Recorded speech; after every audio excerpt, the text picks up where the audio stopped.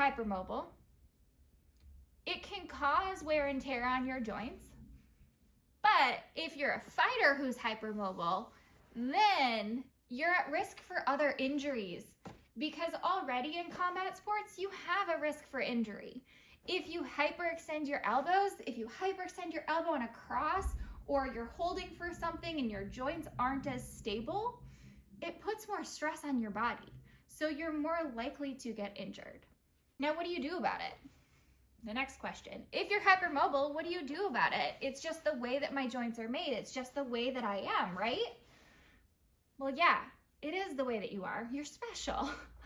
But it also means that we have to take intentional care on our bodies.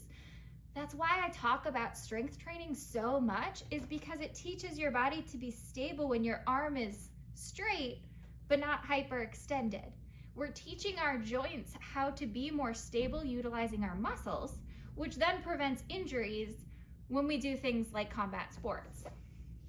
So if you're hypermobile, you're not going to necessarily like my answer, but my answer is you need to strength train.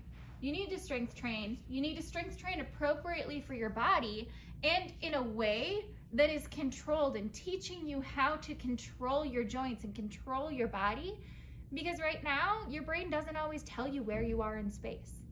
If you can hyperextend your elbow or hyperextend your knees, do you run into stuff a lot? Does your balance kind of suck?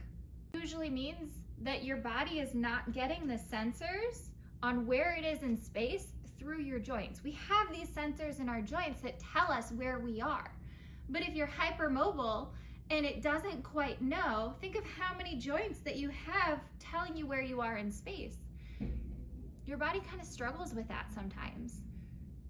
So if you do strength training and you start reinforcing your body and your brain to tell you where you are in space, it's going to help you when you're moving in a manner that isn't the most controlled, which happens a lot in combat sports.